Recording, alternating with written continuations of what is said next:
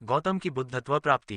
कपिलवस्तु के शाक्यवंशीय राजा शुद्धोदन और महिषी महामाया के पुत्र सिद्धार्थ गौतम, संस्कृत व हिंदी सिद्धार्थ गौतम झर 563 पू 487 पू का जन्म वैशाख पूर्णिमा के दिन लुम्बिनी के उपवन में स्थित एक साल वृक्ष के नीचे हुआ था, जब उनकी माता अपने माता पिता से मिलने अपने मायके देवदह जा रही था। पुत्र जन्म के तत्काल बाद महामाया वापस कपिलवस्तु लौट आई थी। तावविंस देवों से शिशु के जन्म की सूचना पाते ही शिशु के दादा सिंहनु के गुरु तथा राजपुरोहित तत्क्षण कपिलवस्तु पहुंचे। शिशु को अपनी गोद में उठा या जैसे ही शिशु को निकट से देखा तो उनकी आंखें पहले तो खुशी से चमक उठी, लेकिन फिर आंसुओं में डूब गईं। राजा शुद्धोदन द्वारा कारण पूछे जाने पर उन्होंने बताया था, ये शिशु बुद्ध बनने वाला है, इसलिए मैं प्रसन्न हूँ। किंतु दुख इस बात का है कि शिशु की बुद्धत्व प्राप्ति तक मैं जीवित नहीं रह सकूंगा। शिशु के जन्म के 5वें दिन उसके नामकरण के अवसर पर 108 ज्योतिषियों को आमंत्रित किया गया था, जिनमें 8 विलक्षण ज्योतिषी भी थे। उन 8 में से 6 राम, ध्वज, लखन, मंती, भोज और सुदंत ने ये भविष्यवाणी की थी कि वह शिशु या तो चक्रवर्ती सम्राट बनेगा या एक बुद्ध। किंतु सबसे कम उम्र के ज्योतिषी कौंडिन्य का कथन था कि वह शिशु निश्चित रूप से एक बुद्ध बनेगा। शिशु का नाम सिद्धार्थ गौतम रखा गया। 7वें दिन सिद्धार्थ की माता का देहांत हो गया, तब उसके लालन पालन का दायित्व उसकी मौसी महाप्रजापति ने लिया। वह भी शुद्धोदन की एक रानी थी और उनका विवाह भी शुद्धोदन के साथ उसी दिन हुआ था जिस दिन महामाया का 16 वर्ष की अवस्था में सिद्धार्थ ने शाक्यों की एक सभा में अपने अद्भुत युद्ध कौशल दिखाए। सारभर्ग जातक के अनुसार तो उन्होंने एक ऐसे धनुष को उठा अपने कर्तव्य दिखाए थे जिसे 1000 आदमी मिलकर भी नहीं उठा सकते थे। किंवदंती तो यह है कि उनके शौर्य से प्रसन्न हो उन्हें 40,000 शाक्य कन्याओं के हाथ प्राप्त हुए थे, जिनमें सुदबुद्ध की राजकुमारी बिंबा उनकी प्रमुख रानी बनी थी, जो बाद में राहुलमता के नाम से बौद्ध साहित्य में विख्यात हैं।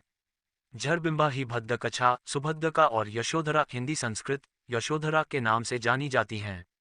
29 वर्षों तक थरभव, थसुरभव और थसुब नामक प्रासादों में राजवैभव भोगने के बाद सिद्धार्थ संसार से विमुक्त हो संन्यास को उन्मुख हुए। कहा जाता है कि उन्होंने एक बार किसी रोगी को देखा और अनुभव किया कि हर कोई जो पैदा होता है रोग और व्याधि से पीड़ित होता रहता है। फिर उन्होंने किसी वृद्ध को देखा। इससे उन्हें यह विदित हुआ कि हर कोई जो जन्म लेता है कालांतर में वृद्ध भी होता है, उसके हाथ पैर शिथिल और जर्जर हो जाते हैं। फिर जब उन्होंने एक मृत को देखा तो ये ज्ञान पाया कि हर कोई जो जन्म लेता है एक दिन मृत हो अपने संसार और नश्वर शरीर को भी छोड़ जाता है, तब सारे सुख सुविधाओं और वैभव की वस्तुएं निरर्थक हो जाती है। अतः संसार सारहीन है। अंततः जब उन्होंने वैभव का त्याग कर सत्य का अन्वेषण कर रहा था तो उन्होंने भी संसारिकता का परित्याग कर संन्यास वरण कर गृह त्याग किया। शाक्य कुली और मल राज्यों को पार कर सन्यासी के रूप में वे राजगीर आदि स्थानों पर भटकने लगे। इसी क्रम में उन्होंने अकार ककाम और उद्धकराम पुत्र को अपना गुरु बनाया, किंतु उनके दर्शन व विचार से वे संतुष्ट नहीं हुए। अतः वे उरुवेका के सेनानी गांव पहुंचे और 6 वर्षा तक 5 भिक्षुओं के साहचर्य में कठिन तपस्या की। कठिन चरम तप 2 मार्ग की अनुपभुक्तता जान पुनः वे साधारण भोजन ग्रहण करने को प्रेरित हुए, जिससे खिन्हो उनके 5 भिक्षु मित्र खिन्हो उनका साथ छोड़ सारनाथ के इसिपत मिगदात को प्रस्थान कर गए। सिद्धार्थ की साधारण भोजन ग्रहण करने की इच्छा सुजाता नाम की एक कन्या ने सोने की कटोरी में खीर अर्पित कर पूरी की। वह दिन वैशाख पूर्णिमा का था। गौतम ने निर्यजरा नदी में स्नान कर खीर खाए और फिर कटोरी नदी में ही छोड़ दी, जो डूबती हुई नागराज काल के निवास स्थान पर जा पहुंची थी। फिर सारा दिन साल उपवन में व्यतीत कर शाम को वे पीपल के एक पेड़ के नीचे जा बैठे। वहीं सोतिया नामक एक घसियारे ने उन्हें 8 मुट्ठी घास दिए। घास को उन्होंने पूर्व दिशा की ओर रख उसकी आसनी बनाई। फिर उस पर बैठकर उन्होंने ये प्रतिज्ञा की कि जब तक वे बोधि नहीं प्राप्त करते तब तक वहां से नहीं उठेंगे। उनकी प्रतिज्ञा के तेज से महाब्रह्म और सारे देव उनके सामने प्रकट हो उनकी स्तुति करने लगे, किंतु उनकी दृढ़ मार्ग शैतान ने उन पर आक्रमण किया, जिसके भय से सारे देव वहां से भाग खड़े हुए। मार से उनकी रक्षा तब केवल 10 पारमियों ने की। इन पारमियों को उन्होंने बोधिसत्व बनने के बाद के 550 जन्मों के कठिन संघर्ष के क्रम में अर्जित किया था। पारमी 10 होते हैं: दान, शील, नैक्खम या नौकमन, प्रज्ञा, वीर्य, खंति या धैर्य, सत्य, अधिष्ठान, मेता या मैत्रेय और उपेक्षा या संभाव अथवा अनासक्ति। गौतम से परास्त हो जब मार और उसकी सेनाएं भाग खड़ी हुई तो सारे देवों ने विजेता की जय जयकार की। तप में लीन गौतम ने रात के पहले प्रहर में अपने पूर्व जन्मों को जाना, दूसरे प्रहर में दिव्य चक्षु को पाया, तीसरे प्रहर में परिचिस्मुपाद के ज्ञान को और अंततः प्रत्युष काल में संबोधि की प्राप्ति की। ज्ञान को जिससे वे प्रत्येक बुद्ध बने। परिचिस्मुपाद के सिद्धांत का सुखद मनन उन्होंने प्रथम 7 दिनों तक उसी बोधि वृक्ष के नीचे बैठ किया।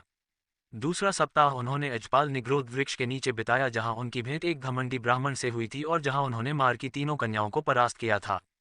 उन कन्याओं के नाम तृष्णा, अरति और राग थे।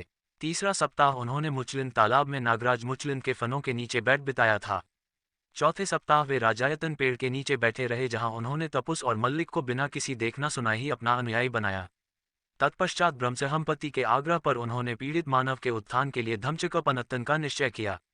दूसरों के उत्थान की प्रतिज्ञा से वे सबन्युक्त सर्वज्ञ बुद्ध कहलाए। तब अपनी धम्म देशना के प्रवर्तन हेतु अपने 5 तपस्वी मित्रों को योग्य पाया जो उन दिनों वाराणसी के इसिपतन में गदाय में वास कर रहे थे। इस धम्म चक्र प्रवर्तन की महत्ता को अशोककालीन सारनाथ सिंह स्तंभ में दर्शाया गया है जो आज भारतीय गणराज्य का राजकीय चिन्ह है। 4 मुख वाला वह सिंह स्तंभ बुद्ध के धम्म या देशना का सिंह नाद आज भी हर दिशा में गुंजाता प्रतीत होता है। पुनः सिंह स्तंभ में अंकित चक्र जो अशोक चक्र के नाम से जाना जाता है, आज जो भारतीय राष्ट्रीय ध्वज पर बड़े गौरव से लहराता रहता है, वस्तुतः धर्मचक्र का ही प्रतीक है।